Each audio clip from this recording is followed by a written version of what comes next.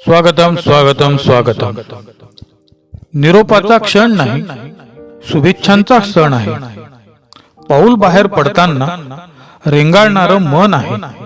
निरोपाच्या क्षणी एका डोळ्यात हसू आणि दुसऱ्या डोळ्यात आसू. मन नितळ नितांत आठवणीत आम्ही जातो. मम ग्रहासी देवा निरोप द्यावा सखाहारी, निरोप द्यावा सखाहारी. मी सर्वप्रथम आपल्या सर्वांचे स्वागत करतो व आजच्या कार्यक्रमास सुरुवात करतो. निरोप समारंभ. निरोप समारंभ म्हणजे क्षणोक्षणी डोळ्यांच्या कडा ओलावणारा प्रसंग. निरोप समारंभाकडे आपल्याला आलेला पाहुणा परत जायला निघतो तेव्हा आपण त्याला निरोप देणे आणि त्याने आपला निरोप घेणे हा केवळ शिष्टाचार नसतो, तो आपल्या संस्कृतीचा सहज आवश्यक आविष्कार असतो. निरोप देण्याचा कार्यक्रम आपण आपल्या परीने भावपूर्ण असतोच. निरोपाच्या वेळी नुसतं उदास व्हायचं नसतं, तर थोडं हसायचं सुद्धा असतं. जरी डोळ्यात पाणी येत असलं तरी ते गालावर आणायचं नसतं. निरोपाच्या वेळी असे गुंतवायचे नसतात हातात हात, केवळ स्पर्श सांभाळायचा असतो. मखमली हृदयात गेलेले काही सुखाचे क्षण घालीत असतात मधून साथ, मात्र आपण द्यायचा नसतो प्रतिसाद. निरोपाच्या वेळी फक्त एकच करायचं असतं. निरोपाच्या वेळी एकच करायचं असतं, दुसऱ्याच्या डोळ्यातलं पाणी आपल्या डोळ्यात घ्यायचं असतं. स्तनापन्न करणे. सुमने होऊन गळून पडावे प्रभूच्या पदकमळी. देह जिजावा अखंडित हा ज्ञान दान साधनेशी. ही एकच तळमळ मनात ठेवून नवभारताचे आधारस्तंभ असणारी विद्यार्थी शिल्पे घडवण्यासाठी अविरत प्रयत्न करणारे श्री तुम्ही अध्यक्ष म्हणून लाभलात हे आमचं भाग्य. आपण आजच्या कार्यक्रमाचं अध्यक्षस्थान स्वीकारावं अशी मी आपणास विनंती करतो. प्रमुख पाहुणे. अध्ययन रूपी संस्कार घेतल्यानंतर स्पर्धेच्या युगाची यशस्वी सुरुवात करण्यासाठी व अन्यायाचा प्रतिकार करण्यास बळ आपल्याला लाभण्यासाठी, आपल्याकडून नेहमीच सत्कार्य घडण्यासाठी ज्येष्ठांचे मार्गदर्शन हवे असते. म्हणून आजच्या कार्यक्रमात हे मार्गदर्शक म्हणून स्थान स्वीकारतील अशी मी त्यांना विनंती करतो. आजचे आपले प्रमुख पाहुणे हे सुद्धा स्थान स्वीकारतील अशी मी त्यांना विनंती करतो. अन्यायाचा प्रतिकार करण्यासाठी बळ आपल्याला लाभण्यासाठी, आपल्याकडून नेहमीच सत्कार्य घडण्यासाठी ज्येष्ठांचे नेहमीच मार्गदर्शन हवे असते. म्हणून आजच्या कार्यक्रमात हे मार्गदर्शक म्हणून आपले स्थान स्वीकारतील अशी मी त्यांना विनंती करतो. सुरवंटाचे झाले पाखरू, सर्वत्र लागले भराऱ्या मारू. नवे जग नव आशा, शोध घेण्याची जबर मनीषा. याच शाळेने लावले वळण, त्यावर चढू यशाची चढण. हे वळण लावण्यासाठी गुरुजनांनी अविरत कष्ट घेतले. शिक्षकांनी अज्ञानावर त्यांच्या ज्ञानाचा, अनुभवाचा, संस्कृतीचा लेप दिला. मनाच्या कोऱ्या करकरीत पाटीवर समतेचे, ममतेचे धडे गिरवले आणि आज ती पाटी ज्ञानरत्नांनी शिगोशीग भरलेली आहे. शिस्तीशिवाय आयुष्य म्हणजे होकायंत्राशिवाय जहाज. म्हणूनच आमच्या जीवनाचं कटीपतंग न होण्यासाठी त्याने प्रेमाने, शिस्तीने डोस पाजला. हे सर्व करताना शिक्षकांनी प्रत्येक विद्यार्थ्याला एकाच मापात तोलले नाही. प्रत्येक दगडातील देव शोधून त्यावर सद्गुणांचे घाव घातले आणि त्या दगडाला त्याच्या गुणवैशिष्ट्याप्रमाणे देवाचे रूप दिले. उदाहरण द्यायचं झालं तर नटराजाच्या मूर्तीलाही आकार मिळाला. शाळेने फक्त हुशार विद्यार्थ्यांचीच रास निर्माण केली नाही, तर उत्कृष्ट कलाकार व उत्तम खेळाडूही निर्माण केले. आता या सर्वांना पोरकं होऊन नव्या आव्हानांना समोर जायचं आहे. शाळेत घेतलेल्या शिजुरीचा बाह्य जगात वापर करून स्पर्धेच्या युगात आपलं स्थान पक्क करायचं आहे. ध्येय दूर आहे म्हणून रस्ता सोडू नका. ध्येय दूर आहे म्हणून रस्ता सोडू नका. स्वप्न मनात धरलेलं कधीच मोडू नका. पावलोपावली येतील कठीण प्रसंग, पावलोपावली येतील कठीण प्रसंग. फक्त ध्येय पूर्ण होईपर्यंत हार मानू नका, हार मानू नका. पूजन दीप प्रज्वलन. दिव्या दिव्या रे दीपककार, कानी कुंडल मोतीहार. दिव्या दिव्या रे दीपककार, कानी कुंडल मोतीहार. दिव्यास पाहून नमस्कार, दिव्यास पाहून नमस्कार, हा रिवाज आहे जुना. तेव्हा सरस्वती पूजनाने व दीप प्रज्वलनाने करूया कार्यक्रमाची सुरुवात.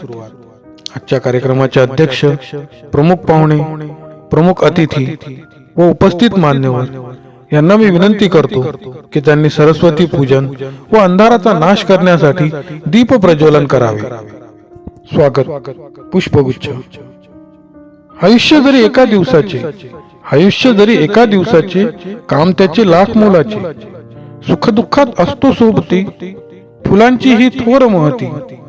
घेऊ शिकवण आपण फुलांकडून, सुखदुःख वाटू सर्व मिळून. आयुष्यात असेल आपल्याही सुगंध, दृढ होतील ऋणानुबंध, दृढ होतील ऋणानुबंध. आजच्या पाहुण्यांचं स्वागत करणं आपल्यासाठी भाग्याचं आहे. आजच्या कार्यक्रमाचे स्वागत हे आपण या ठिकाणी घेणार आहोत. आजच्या कार्यक्रमाचे अध्यक्ष यांचं स्वागत हे करतील अशी मी त्यांना विनंती करतो. आजच्या कार्यक्रमाचे प्रमुख पाहुणे यांचं स्वागत हे करतील अशी मी त्यांना विनंती करतो. याप्रमाणे इतर मान्यवरांचं स्वागत आपल्याला करून घ्यायचं आहे. बालपणीचे दिवस सुखाचे, आठवती घडी घडी. आठवणींना आठवणींची वाहतो ही शुद्ध सुमनाची जुडी. बालपणीचे सखे सोबती, आठवणींना अजूनही झोंबती. काही गुरुजन, काही सवंगडी, या सर्वांनी विविध गुणांनी जशी घडवली तशीच घडली आयुष्याची घडी. आणि म्हणूनच वाहिली ही शब्द सुमनांची जुडी. स्वागत गीत. अतिथी देवो भव. म्हणूनच फक्त पुष्पगुच्छाचं स्वागत पुरेसे ठरणार नसल्याने शब्द सुमनांनी स्वागत करण्यासाठी येत आहेत. यानंतर स्वागत गीत होईल. व्यासपीठावरील पाहुण्यांची ओळख. आज आपले भाग्य म्हणून आपल्याला हे पाहुणे म्हणून लाभले आहेत. म्हणून व्यासपीठावरील पाहुण्यांचा परिचय करून देणे आवश्यक आहे. त्यासाठी मी यांना आमंत्रित करतो. संकट टाळणं माणसाच्या हाती नसतं, पण संकटाचा सामना करणं त्याच्या हातात असतं. कारण जीवन एक पाण्याचा प्रवाह आहे. समुद्र गाठायचा असेल तर खाच खळगे पार करावेच लागतील. गुरुजनांचा आदेश घेऊन साथ द्यावी सर्वांनी मिळून. आजच्या कार्यक्रमाचा उद्देश जाणून घ्यावा प्रास्ताविकेतून. प्रगतीच्या युगात संस्कारांना स्थान, ज्ञानाच्या विश्वात शिक्षकाला मान. आणि कार्यक्रमाच्या प्रारंभी व्हावे प्रास्ताविकेचे ज्ञान, प्रास्ताविकेचे ज्ञान. आजच्या कार्यक्रमातील प्रास्ताविक हे सादर करतील अशी मी त्यांना विनंती करतो. मंजिले मिले या ना मिले ये किस्मत की बात है. मंजिले मिले या ना मिले ये किस्मत की बात है, पर कोशिश भी ना करे ये तो भाई गलत बात है. म्हणून आपण आपले प्रयत्न कधीही सोडू नयेत.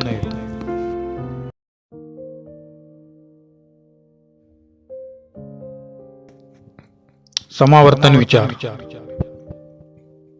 ज्याप्रमाणे प्रत्येक फुलाला आकार, रंग व सुगंध वेगवेगळा असतो, त्याचप्रमाणे प्रत्येक व्यक्तींची शरीर रचना, आचार व विचार हे वेगवेगळे असतात. याचे कारण जरी वेगळे असले तरी आपण एकमेकांना आपल्या जीवनात स्वभावानुसार समजून घेऊन आपले जीवन व्यवहार अगदी व्यवस्थितपणे हाताळण्याचा प्रयत्न करायला हवा. काही अंशी कमी जास्त असतेले ते आपण आपल्या स्वभावानुसार आणि विचारानुसार ओळखून जीवनात एकोप्याने राहण्यात आपले खरे कौशल्य आहे. म्हणून कुणालाही आपल्यापेक्षा कमी लेखून आपले वर्चस्व इतरांवर लादू नये. त्यातील एखादा आपल्याला हवा असलेला गुण शोधून आपल्या जीवनात आचरणात आणून एकमेकांना समजून घेऊन आपल्या जीवनाबरोबरच घेऊन आनंदी जीवन जगण्यातच धन्यता मानावी. हाच आपला आणि आपल्या माणुसकीचा खरा धर्म आहे. ज्या विविधतेत एकता असते त्या एकमेकांच्या भावना दुखवण्यात नसते. तेव्हा आपण वेगवेगळे जरी असलो तरी अनेक विचारांना एकत्रित बांधून एकतेचे दर्शन घडवू शकतो. हा विचार नित्यासाठी आचरणात आणायला हवा.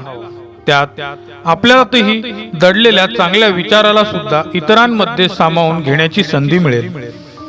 एकमेकांना हीन समजून मीचे अस्तित्व वृद्धिंगत करणे अयोग्य आहे, ते वाढवणे अयोग्य आहे.